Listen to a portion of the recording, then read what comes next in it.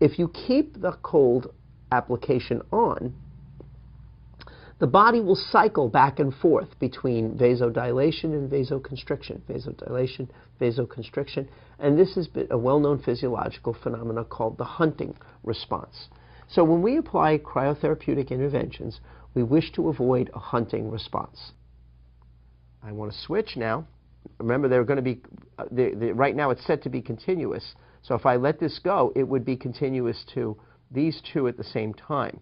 I like to function on this adaptation of a Waddell model, which means that pain is influenced by beliefs, by the person's distress response, by their illness behavior that they manifest, and by the social demands manifested by that patient. So pain is a multifactorial, pain is a complicated multifactorial problem. So you've got the ulnar, the median, and the musculocutaneous. To remove the pressure from the inner scalene, we're going to have to do some soft tissue work with all the musculature.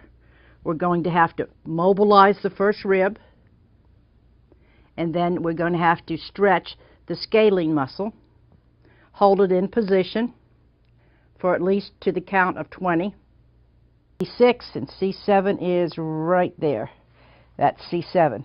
Next, I'm going down to the spine of the scapula, which should be T3. So if I draw across the spine of the scapula, that definitely is the third thoracic if this is the 7th cervical vertebra. Make sure that you don't have any increase of symptoms. Open it, make a fist, and turn it over this next time. So make sure I look in the mirror. Look in the mirror the whole time. Okay. And when you're looking into the mirror, it seems to see that both hands are moving normally. The first stage of nodules does not guarantee that your patient will progress. And Dr. Eaton does review that later in the course. The people who flunk minimal treatment will be at greater risk for flunking fasciectomy. And so you could actually make the argument to say, well, they flunked this, maybe we should just go to the operation which works